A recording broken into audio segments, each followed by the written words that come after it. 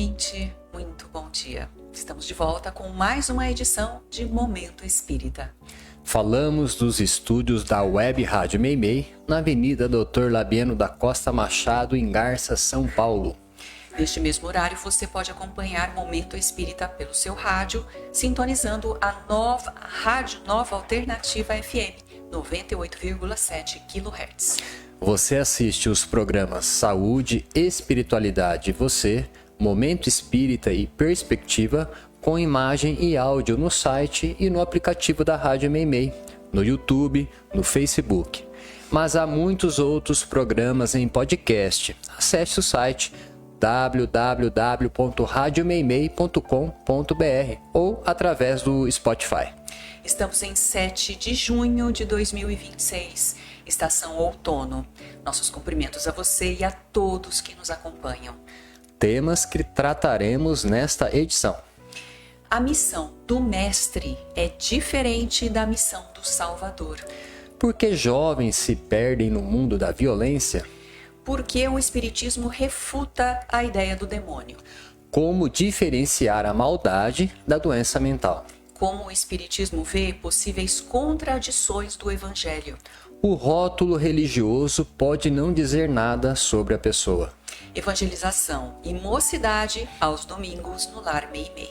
Você participa de Momento Espírita enviando perguntas ou comentários por WhatsApp para o DDD 14 e o telefone 981 05 1535. Livro que vamos sortear na edição de hoje entre os ouvintes que nos mandarem um WhatsApp dizendo que querem ganhar o livro 5 Minutos, Romance Espírita, autoria de Isabel Scocchi, editora M. Entre em contato pelo 14 981 05 1535. Equipe de Momento Espírita. Na sonoplastia e supervisão técnica, Augusto Tavares e Leandro Carvalho. O Cláudio atende os ouvintes e a apresentação é de Luiz Eduardo e Giuliana. Momento Espírita. Um tempo de paz.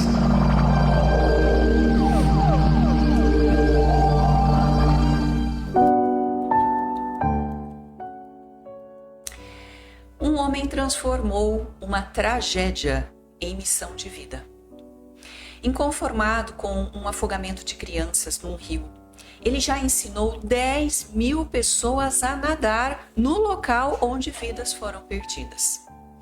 E não cobra nada por isso. A tragédia foi em fevereiro de 2009, quando, durante um passeio escolar no santuário de pássaros Tatekat, às margens do rio Periyar, na Índia, um barco virou com 15 crianças e uma professora a bordo. Saji Valasseri, que é dono de uma loja de móveis, nunca mais esqueceu o que viu. Desde então, ele dá aulas de natação gratuitas no mesmo lugar onde o barco virou. E a ação é nobre. Ele só quer impedir que novas mortes aconteçam. Nesse período, ele já fez mais de 2.000 crianças atravessarem 780 metros de rio a nado. Que qualificativo você daria a esse homem? Salvador? Mestre? Se esse homem se pusesse a socorrer uma por uma as pessoas que estivessem prestes a se afogar, com certeza, como Salvador, não obteria êxito ou passaria o resto da vida de espreita numa espera interminável sempre que alguém estivesse em perigo. No entanto, ele viu bem mais longe do que simplesmente ser um salva-vidas. Ele se colocou na condição de mestre, ou seja, daquele que ensina. É muito mais salutar ensinar uma pessoa a se salvar a si mesma do que sempre colocar alguém à sua disposição para salvá-la do perigo. Esta figura nos faz lembrar o papel de Jesus em relação à humanidade. Muitos dizem que ele veio para nos salvar, daí o qualificativo de Salvador. É preciso considerar o verdadeiro sentido de livrar-nos do mal, expressão do Pai Nosso, que não significa que Deus venha socorrer um a um cada um de seus filhos, mas que ele, o Pai de sabedoria e misericórdia, dotou cada filho de condições suficientes para se libertar do mal e se tornar uma pessoa de bem.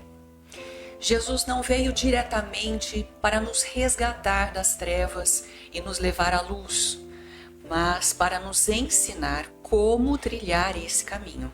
Eis a diferença. Se tivesse sofrido em nosso lugar, como ousam argumentar, ele teria tirado todo o mérito de cada um, levado para si a nossa culpa e, ao mesmo tempo, conservado o mal que continuaria sendo praticado em nós. Mas certamente não foi o que aconteceu. Jesus veio dar um impulso à busca da perfeição, que é a busca de Deus, para que cada um percorresse seu caminho. Eu sou o caminho, a verdade e a vida, seguindo-lhe o exemplo de amor e devoção à causa da fraternidade entre os homens.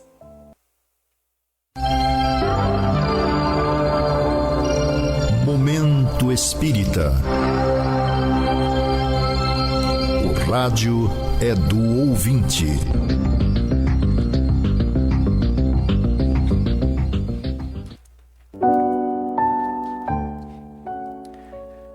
Vendo tanta violência no mundo, questiona o ouvinte, fico perguntando a mim mesma de onde vem essa violência.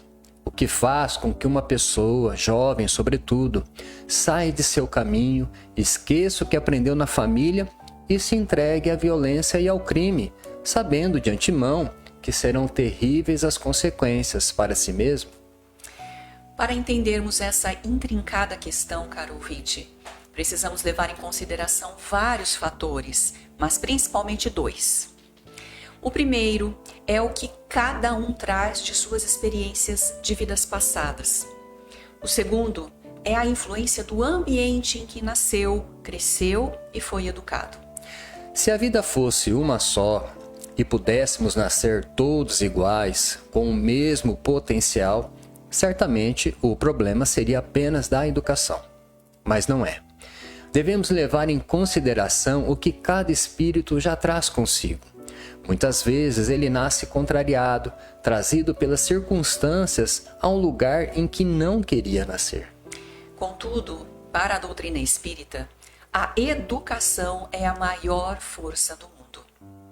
Independente do que o espírito já traz consigo ao nascer, ele precisa ser educado, ou melhor, reeducado, uma vez que desde a infância ele já mostra suas tendências, boas e más, e nisso é que precisa ser redirecionado. É claro que a maioria das crianças, felizmente, traz tendências positivas, em cima das quais os pais podem trabalhar com certa segurança e tranquilidade. O problema é quando a criança, desde cedo, já revela uma agressividade preocupante, como quem veio para reaver a qualquer custo o que lhe negaram ou o que lhe tomaram no passado. Além disso, caro ouvinte, há ainda a diferença entre os lares. Há pais que têm plena consciência da responsabilidade que assumem perante seus filhos e se adaptam às necessidades da criança, ao invés de querer que a criança se adapte às suas. Outros, ainda imaturos ou mal formados, também vítimas do abandono, da ignorância e da miséria, não tendo como reconhecer o valor da própria vida, entregam-se às circunstâncias, abandonando a ignorância os próprios filhos. Este fator talvez fosse o mais fácil de combater, desde que a própria sociedade em geral e os governantes em particular estivessem realmente empenhados em combater a miséria social.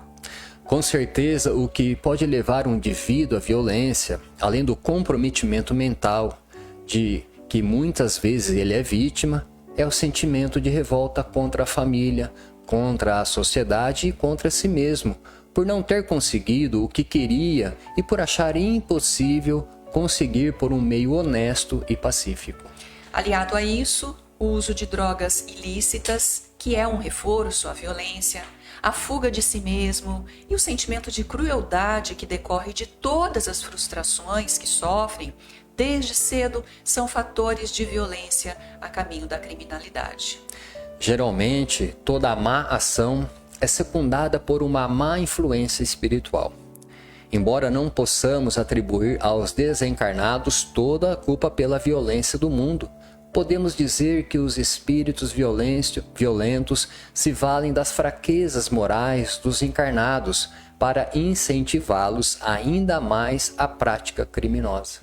Se as religiões penetrassem um pouco mais nas verdades espirituais, teriam condições melhores para integrar uma ampla ação social e educativa de toda a coletividade, no sentido de promover a família, educar pais e filhos, a fim de combater a violência pela raiz e fazer nascer uma nova era para a humanidade. Emmanuel, em muitas de suas páginas, costuma dizer que a principal causa da violência está em cada um de nós, a partir da violência que exercitamos no reduto do próprio lar, e que a violência do mundo, em grau maior, é a somatória da violência que cometemos todos os dias às pessoas com quem convivemos em grau menor. Livro que vamos sortear logo mais entre os ouvintes que nos telefonarem até 15 para o meio-dia. 5 Minutos. É um romance espírita, autoria de Isabel Scocchi, da editora M. Passe uma mensagem para o 14 981 05 15 35. Próxima questão. Atenção para esta pergunta. É verdade que os espíritas não acreditam no demônio? É verdade. A figura do demônio de que as religiões se serviram sempre foi utilizada com a finalidade de intimidar os crentes que tinham medo de serem condenados ao fogo eterno. Mas é uma ideia absurda e contraditória do ponto de vista lógico, porque contraria frontalmente a ideia de Deus, que é soberanamente bom e misericordioso e que nada criaria para se perder. Para o Espiritismo, o que existe são espíritos mal intencionados, do mesmo modo que existe entre nós pessoas que praticam atos de maldade contra o semelhante. São os maldosos daqui que, retornando ao mundo espiritual, podem continuar a ser maldosos lá. Mas isso por algum tempo. Nos planos de Deus, o mal é como a sombra, desaparece logo que surge a luz. Logo, o mal é passageiro e todos os filhos de Deus, mais cedo ou mais tarde, se tornarão espíritos do bem, porque esse é o destino que Deus dá a seus filhos. Não foi por outra razão que Jesus insistiu no amor aos inimigos, até porque os inimigos são nossos irmãos e filhos de Deus. Logo, se existisse demônio, ele também seria filho de Deus, que merece amor.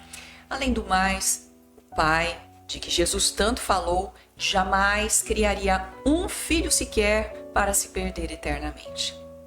Todos que ele criou estão destinados ao bem por conta de seu infinito amor.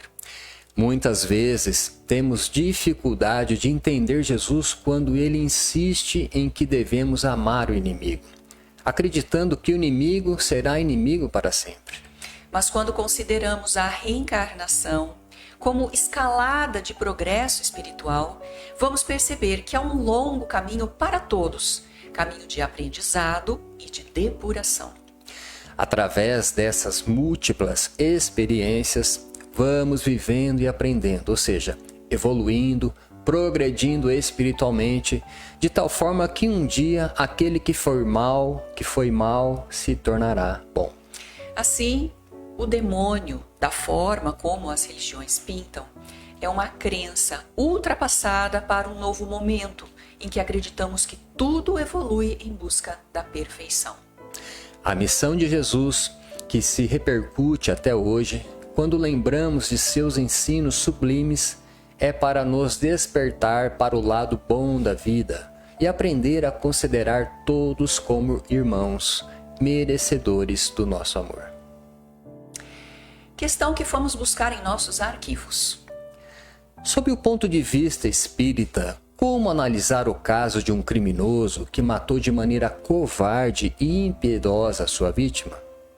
Como diferenciar a maldade da enfermidade mental? Será que ele é um doente ou um homem mau? Como deveria ser tratado esse caso? O Espiritismo fala em ter caridade para com os criminosos. Se este homem perigoso for perdoado, ele não vai sair matando todo mundo por aí? Você tocou num problema crucial. Todos somos espíritos imperfeitos. Disso ninguém duvida. Não sendo perfeitos, estamos sujeitos ao erro e erramos muito. Erramos às vezes por ignorância, por não saber o que é certo e o que é errado. Mas erramos também sabendo que estamos errando e assumindo o risco que nossos erros possam causar danos às pessoas e às famílias. Nestes casos, nossos erros são mais graves porque atingem muitas pessoas e são praticados com má fé. Estamos falando de nossa consciência moral, claro. Consciência moral é o conjunto dos valores que já aprendemos, como o que constitui o bem e o que é o mal. O bem é aquilo que devemos fazer, o mal o que devemos evitar e combater. É essa consciência que vem nos ditando as regras que devem regular o nosso comportamento. Faça isso, não faça aquilo e etc. Às vezes nos sentimos impulsionados a fazer o que não devíamos ou a não fazer aquilo que é da nossa obrigação. Onde está a doença? Onde está a maldade? Não é uma resposta fácil. Na verdade, não temos um parâmetro para afirmar com segurança onde está a fronteira entre uma coisa e outra. Mas devemos pensar sobre isso. Há nessa questão uma discussão entre os espiritualistas e os materialistas. Se acreditamos em Deus e na imortalidade da alma, tratamos esse problema de um jeito mais responsável. Mas se consideramos que Deus não existe e que esta é a única vida que temos, vamos exigir bem menos de nós. O materialismo considera que o homem é apenas o corpo e que fora do corpo não há mais nada. Portanto, suas ideias e sua conduta dependem de seu corpo, mais especificamente de seu cérebro. Por exemplo, se ele for portador de alguma disfunção cerebral, poderá se transformar num assassino impiedoso. Mas se tiver a sorte de ter um cérebro perfeito, será um homem de bem. Neste caso, a sua conduta moral não dependerá dele, mais do que a natureza lhe deu. Veja, portanto, que o materialismo não consagra nenhum tipo de moral, porque você é apenas seu corpo e depende dele para tudo, inclusive para ser bom ou para ser mau. Assim considerando, ninguém seria culpado de nada, assim como ninguém teria nenhum mérito por nada. Se seu corpo ajudar, será um cidadão íntegro, mas se ele não colaborar, poderá ser um criminoso inveterado.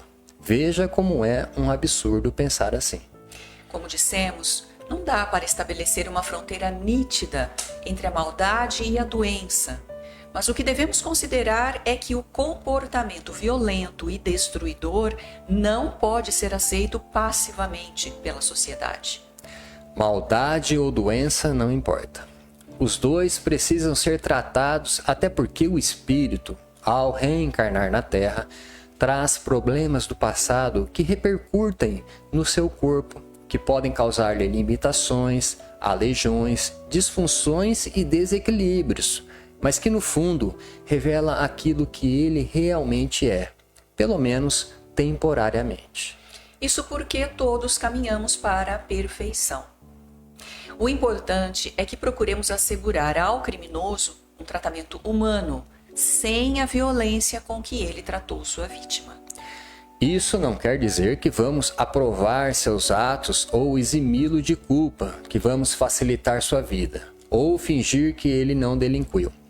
A sociedade deve exigir seu afastamento do convívio social se ele for perigoso, tratá-lo com firmeza e rigor quando necessário. mas, ao mesmo tempo, tudo fazer para reeducá-lo. Pois é assim que as leis divinas o tratam ao longo das encarnações, sempre buscando a sua regeneração. Outra questão que nos foi enviada pelo ouvinte CRA da cidade de Vera Cruz, que diz o seguinte: No Sermão da Montanha, Jesus nos deixa uma de suas máximas mais desafiadoras da cartilha cristã, ao dizer: Eu, porém, vos digo que não resistais ao mal que vos queira fazer. Isso está em Mateus, capítulo 5, versículo 39. No entanto, em Lucas, capítulo 4, versículo 28 a 30, vemos a passagem em que a multidão de Nazaré, enfurecida, tenta lançá-lo ao precipício. A narrativa nos diz que Jesus simplesmente passou por entre eles e seguiu seu caminho. Diante disso, pergunto: essa atitude de Jesus, ao se esquivar da multidão, não violou a sua própria recomendação de não resistir ao mal? Algumas frases citadas nos evangelhos e atribuídas a Jesus parecem contrariar a moral por ele ensinada. No Evangelho segundo o Espiritismo, Allan Kardec chama a atenção sobre isso. No capítulo 23 da obra citada, intitulado Estranha Moral, Kardec ainda cita outros exemplos semelhantes, como aquele que diz: se alguém vem a mim e não odeia seu pai e sua mãe, sua mulher e seus filhos, seus irmãos e suas irmãs, e mesmo sua própria vida, não pode ser meu discípulo. Ora, uma contradição desse peso poderia pôr por terra toda a sua doutrina, fazendo com que se tornasse comprometida diante da humanidade. Kardec considera que a doutrina que manda amar o próximo como a si mesmo diz tudo o que realmente precisamos. Diante disso, a explicação para essas frases, toda vez que contraria o princípio fundamental da doutrina moral de Jesus, não deve ser interpretada ao pé da letra. Nesses casos, pode estar havendo um erro de interpretação ou o erro pode derivar das várias traduções. O amar a Deus sobre todas as coisas e ao próximo como a si mesmo resume toda a doutrina de Jesus. Ademais, a frase "não resistais ao mal que vos queiram fazer" não deve significar se abster-se do direito de defesa, mas de não responder ao mal com um ato de maldade ou de vingança, por exemplo.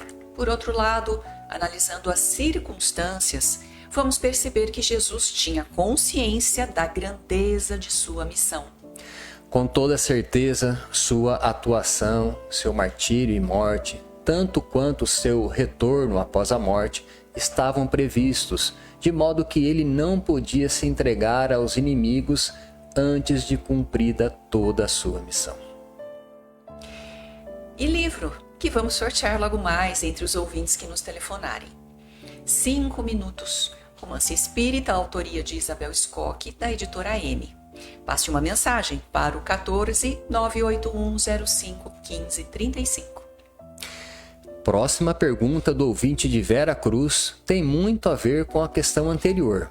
Ela diz o seguinte: diante da conduta de Jesus, nos momentos de grave perigo, registrados no Evangelho de João, como no episódio do templo, em que a multidão pegou em pedras para matá-lo, e o texto diz que Jesus ocultou-se e saiu do templo, passando por meio deles, isso está em João capítulo 8, versículo 59, ou na festa da dedicação, quando se afirma que ele escapou de suas mãos, João capítulo 10, versículo 39, Jesus nos dá exemplos claros de recuo estratégico.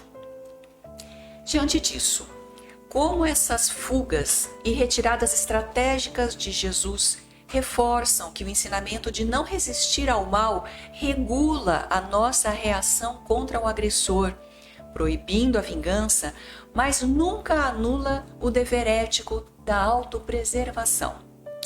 Sobre este item da autopreservação, podemos encontrar apoio no Espiritismo, que tem por meta divulgar de forma clara e objetiva os ensinos de Jesus, ratificando a afirmação de Kardec de que somente o Espiritismo pode explicar certas passagens dos Evangelhos.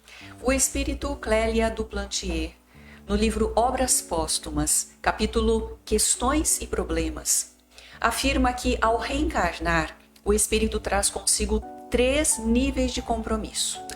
O primeiro deles é o compromisso consigo mesmo, sendo a reencarnação uma necessidade imperiosa para impulsionar o processo evolutivo. O espírito é responsável pela duração de sua vida na Terra. O segundo compromisso é com a família e ou aqueles com quem convive mais de perto. E o terceiro é o compromisso com a sociedade. Hoje podemos dizer que é o compromisso com a humanidade. Desse modo, ninguém vem ao mundo sem algo a fazer. Todos, indiscutivelmente, têm sua missão e vai ser responsabilizado pelas suas fraquezas e omissões. Desse modo, não é difícil entender a postura altamente positiva diante da vida, tanto nos avanços quanto nos recuos, de modo a possibilitar o cumprimento de sua missão. E atenção, pais! A evangelização infanto-juvenil e as reuniões da mocidade no Lar Meimei acontecem no Lar Meimei todo domingo a partir das 9h45. Às 10 horas, temos um grupo para adultos lerem e discutirem o livro dos Espíritos. A roda de estudo está aberta a quem se interessar. O brechó do Lar Meimei está aberto ao público toda sexta-feira, das 13 às 16 horas. A entrada pela rua 7 de setembro, número 42. A Biblioteca Patuíria do Caminho de Damasco, na Rua Gabriela 178, empresta livros e outras publicações a quem se interessar. Permanece aberta durante as reuniões de passe. Atenção! O Caminho de Damasco mantém reuniões de estudos à noite, durante a semana, para quem se interessar. Segunda-feira, estudo do Livro dos Espíritos. Quinta-feira, estudo do Evangelho e sexta-feira, estudo das obras da série Nosso Lar. Às terças-feiras, leitura e discussão da obra Paulo e Estevão, de autoria do espiritual de Emmanuel, recebido pelo médium Chico Xavier.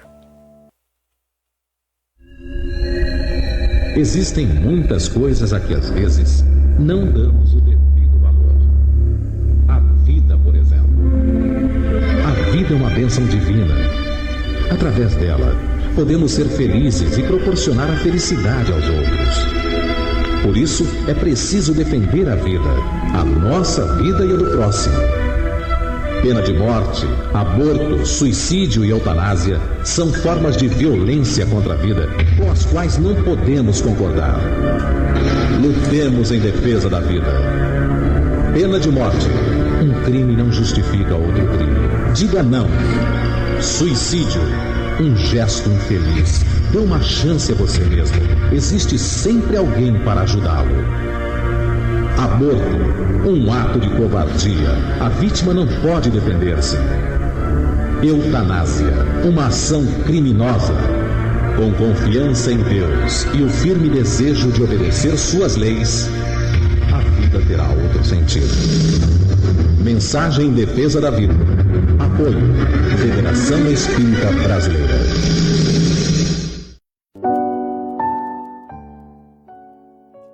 O Clube do Livro Espírita de Garça obtém livros por preços abaixo da tabela, permitindo que seus associados os adquiram por apenas R$ 27,00.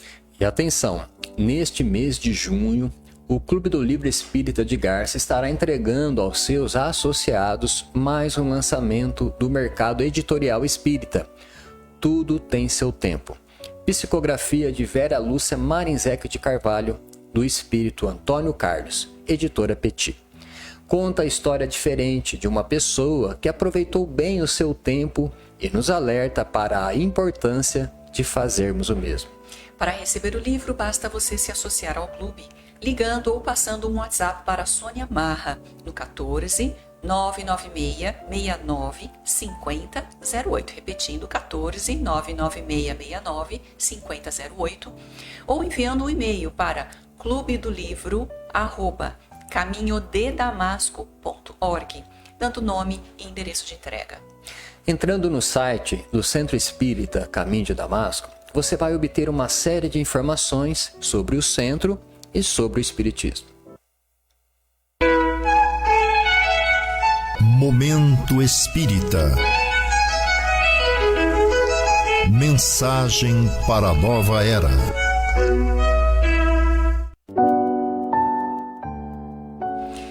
Estudando a doutrina espírita. Ser bom. Basta ser espírita para ser bom? Perguntou um companheiro de doutrina tempos atrás. Não, não basta, respondemos.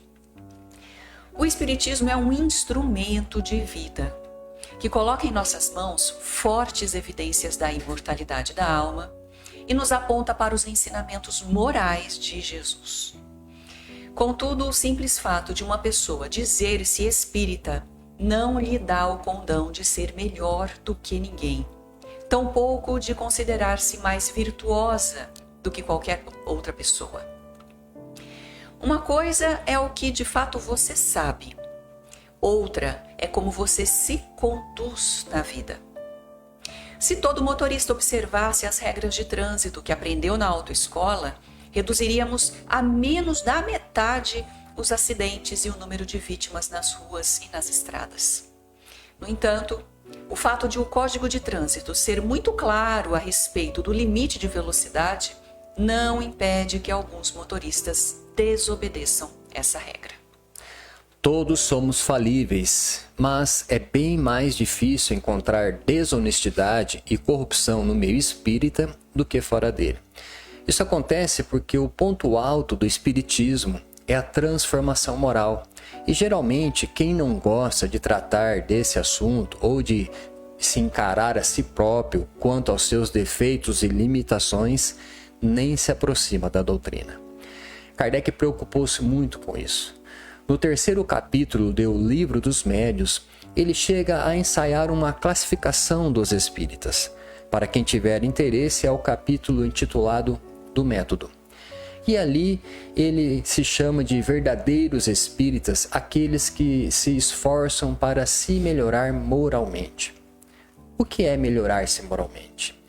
É procurar se conhecer de tal maneira que seja possível iniciar desde já um esforço para diminuir os defeitos e aumentar as virtudes.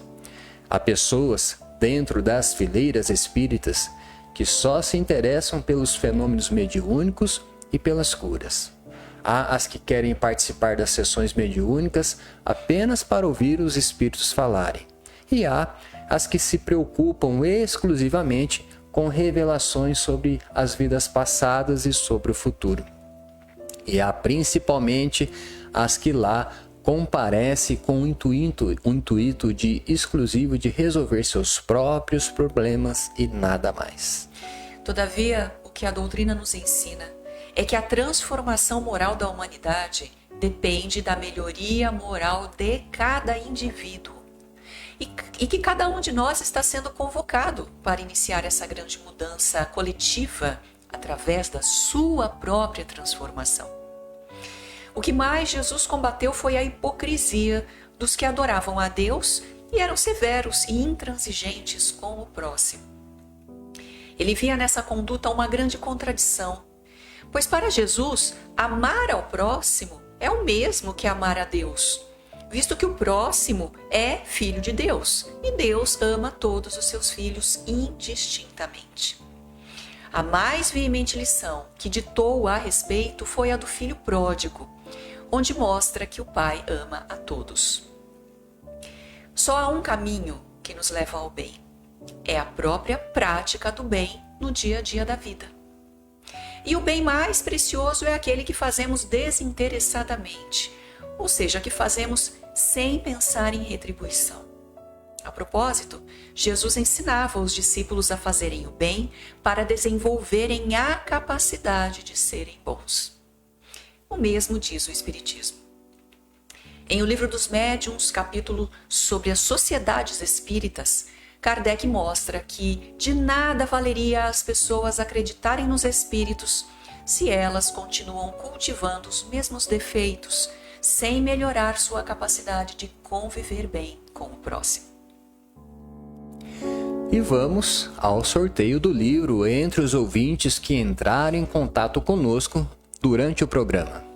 5 Minutos é um romance espírita, autoria de Isabel Scocchi, publicação da editora M. O livro sai para a ouvinte de Garça, Rosa Coutinho. Parabéns, Rosa. Vá buscar o seu livro na loja Leves de Garça, no horário comercial, na rua Minas Gerais 148.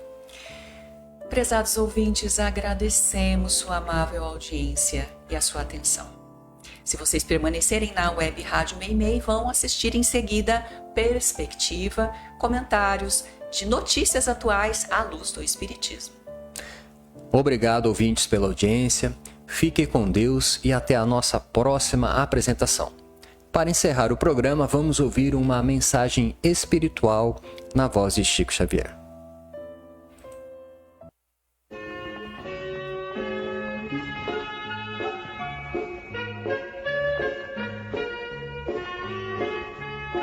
Agradeço, meu Deus, em minha prece enternecida, as almas boas que me deste a vida no campo da afeição. Agradeço os amigos que me emprestas, que me toleram falhas e defeitos e equilibram-me os passos imperfeitos, dando-me paz e luz ao coração. Agradeço-te, ó Pai, a sensação confortadora e amena com que a palavra deles me acerena em meus dias de dor, e o silêncio que fazem para as lutas de que é preciso para burilar-me, enxugando-me o pranto sem alarme pela bênção do amor. Agradeço o socorro que me trazem, mostrando desapego nobre e raro, para que eu seja apoio ao desamparo, esperança de alguém, e a caridade com que me estimulam a ser trabalho, bênção, alegria, aprendendo a viver dia por dia nos domínios do bem. Por toda a santa generosidade da estima doce e pura de quantos me recebem sem censura, ternos amigos meus, eis-me ao sol da oração para dizer-te, ó Pai do infinito universo, na singela pobreza do meu verso, obrigado, meu Deus.